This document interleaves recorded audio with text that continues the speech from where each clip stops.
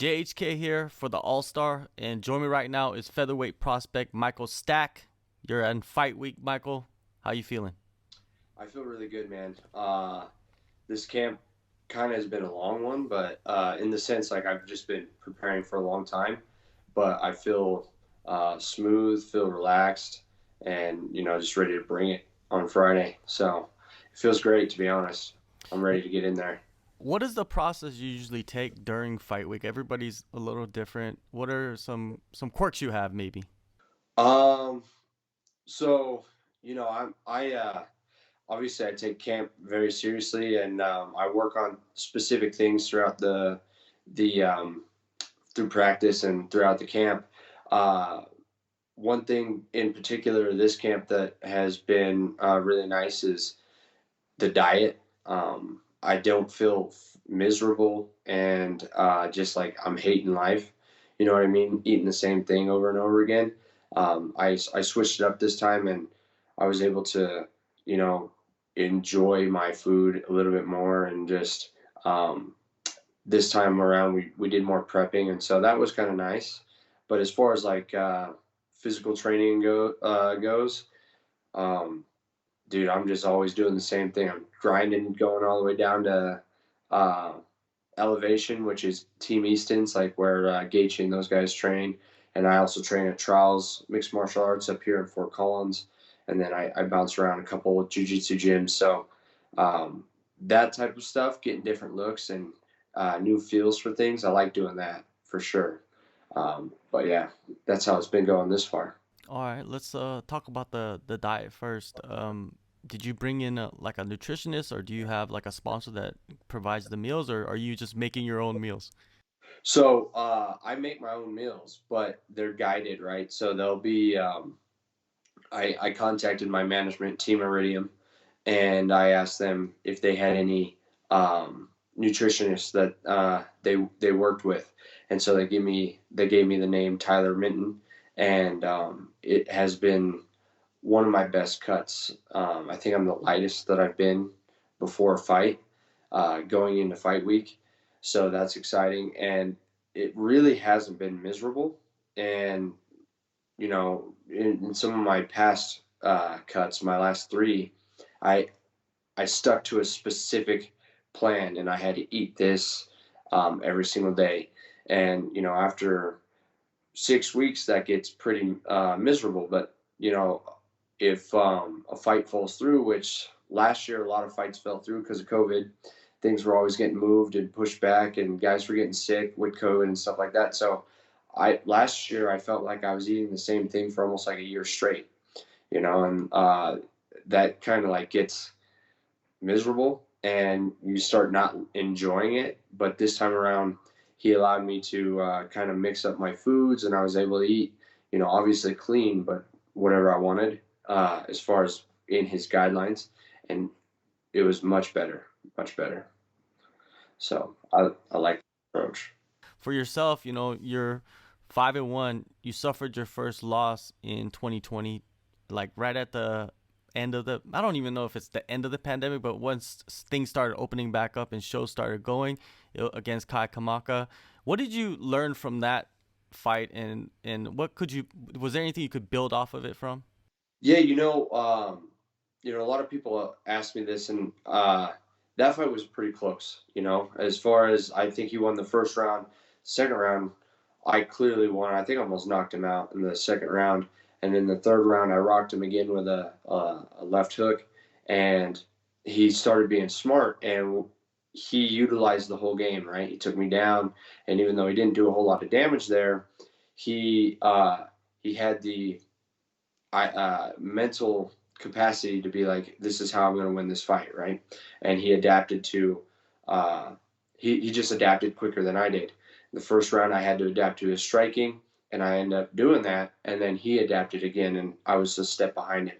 So I realized that, um, MMA is mixed martial arts for a reason. You have to utilize the whole game, and then not only that, but you have to be constantly scoring, constantly trying to win that fight, and whether that be getting a finish or scoring points and getting points with the judges, you have to always be in a position to put yourself in the win column. And I think I that kind of mindset, was more of I'm going to brawl with you, kind of beat you up at that moment, and I needed to be able to adapt a little bit quicker. And I think that has helped me improve my game and also see things more when it comes to fighting. Yeah, I feel like a lot of guys get lost in chasing the finish, and it's great, you know, it's fan friendly and everything, but Mm-hmm. to prolong your career to go to the next level, you have to make in-fight adjustments, like you just explained, and yeah, fight IQ is so important. Mm-hmm. Yeah, I mean, you know, uh, just coming straight forward all the time, that's predictable, right? Everything that we do, we kind of make patterns when we're fighting. And if a guy is um, smart, has good fighter IQ, like you said, he's able to recognize those patterns and take advantage of that. And that's the kind of fighter that I want to be, right? I want to be offensive, defensive, and be able to adjust and recognize the patterns that my opponent is giving me while also staying calm and then capitalizing on them when they're there. And but there is an aspect to fighting where sometimes you have to make those opportunities. So that's still there. Chasing the finish and causing maybe a little bit of a car crash is still part of a fight. However, we can make it a little prettier, right? And so that's been my goal this camp, and I think you're going to see that come out on Friday. Earlier this year, you returned off that loss and got a second round finish. Did you feel like you performed up to your ability in that one? On that fight, I didn't feel as good as when I looked back. I watched it and I thought I looked better on film than I felt in the fight. And maybe I was a little bit in my head that fight, and I was kind of a bit too critiquey of what I was doing, right? Instead of just kind of being smooth and going with the flow a little bit, I was critiquing myself during the fight a little bit too much. And I think there's a lesson there. You have to kind of put that stuff in the back of your mind and focus on what's at hand. And you can't be self talking yourself negatively. But when I look back at it, I was actually pretty happy with my performance. I do think that the judges got the first round wrong. They said that I lost the first round. Looking back on it, unbiasedly, I think I won that round. But fortunately, I came out with the TKO finish in the second round, so didn't have to leave it to the judges scorecards. Well, it seems like you've went through a lot of evolution in the last year, and after your last fight, you took some time. Was the time off like calculated, or did you just couldn't find any fights? Well, no, we could find some fights. So October, actually, so just a couple days ago, October 17th, my daughter just turned 1 years old.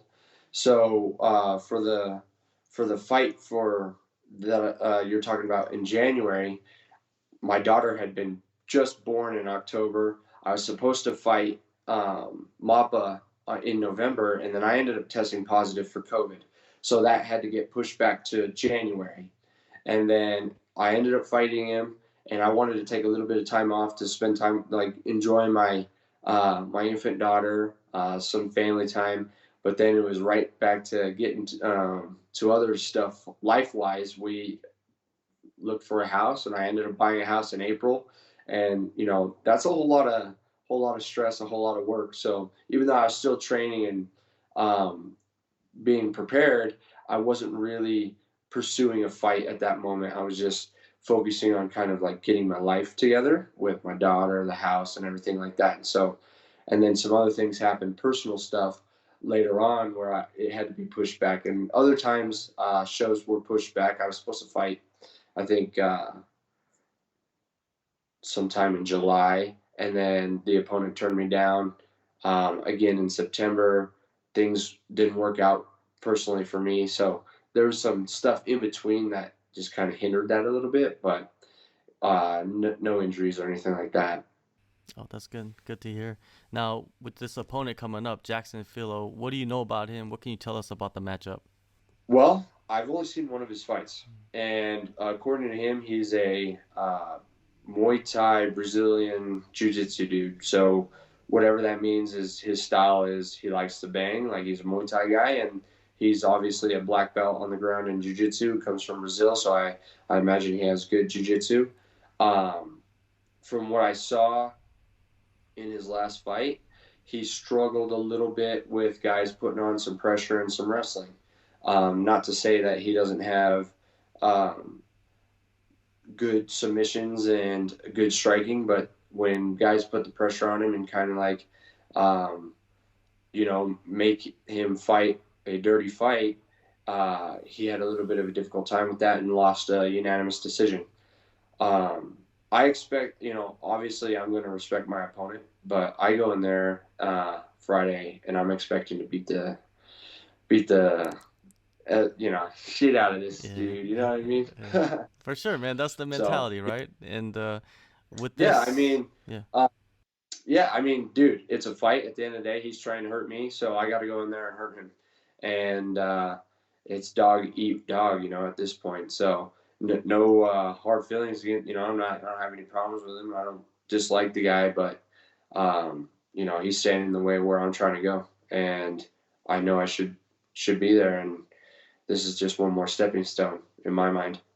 for sure. And you mentioned earlier the combination you have with trials and going down to elevation. Is that the perfect mix for you right now? I think so. I really like it. My head coach Ryan Schultz is he's a phenomenal coach. He's one of my closest friends, and I love having that guy on my corner. He knows me as a fighter, and you know he's a great fighter himself and a great athlete.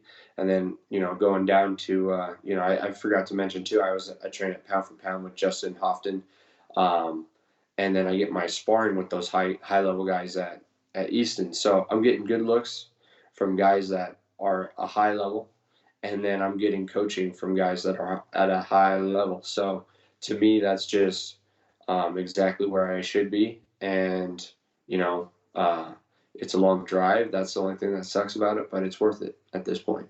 Definitely. And Colorado, they recently adopted open scoring, I believe, for boxing and MMA. Do you know if they're going to be using that for this event? If I'm um, remembering correctly, I believe that it is going to start this coming year. Okay. I don't think that uh, they're gonna initiate it this soon. I think it's going to take some time for it to like go into effect. And what are your thoughts on that? Being able to know the score between rounds. Well, like I mentioned in my last fight, I definitely, and I'm not trying to be like, oh, I won that fight like or that round. In my last fight, I definitely won that round. You know what I mean? I'm not even trying to toot my own horn or nothing. Unbiasedly, I won that round. The commentators thought I won that round. Um, but it was open scoring because it was out in Kansas, and we found out I lost that round. Right, so I literally was sitting on the stool thinking that I barely won the round, right? Because in my mind I was critiquing myself a little bit more. When I looked back at it, I was like, I definitely won that round. And my coach tells me, yeah, we got to go get that one back. And so in my mind, I'm thinking to myself, we lost that round. So in that particular instance, it was good to know because I could have been if that fight had gone all 3 rounds, I it was good to know that I was down around at that point. So I like it in that aspect. I've heard people say that they're worried about fighters coasting and things like that. It's difficult to coast in this sport. A lot of guys are really close to the same level, and they're trying to get those fight bonuses and those finishes. So I think it's difficult to coast in this sport, and everyone wants to finish because you get paid more. So I don't see that necessarily coming into effect too much in MMA. In boxing, I can see it. and that's why kind of people have had their doubts about it. But I think in MMA it'll be beneficial. You just revealed an interesting situation that can come from the open scoring is inner battles within the fighter thinking that they won the round, but they didn't win the round and they got to go out in the next round down. It's just, man, I'm glad you revealed that in this interview because I never even thought about that. Right, right. And so like had it not been open scoring, my coach probably would have told me, "You won that round. You're looking good. Um, you know, keep doing what you're doing." But we found out that we lost that round. So he's like, "Bro, you got to go get that one back." And so I ended up doing the same thing because I I did win the fucking round. Sorry for cussing, but and ended up getting me the finish. But um,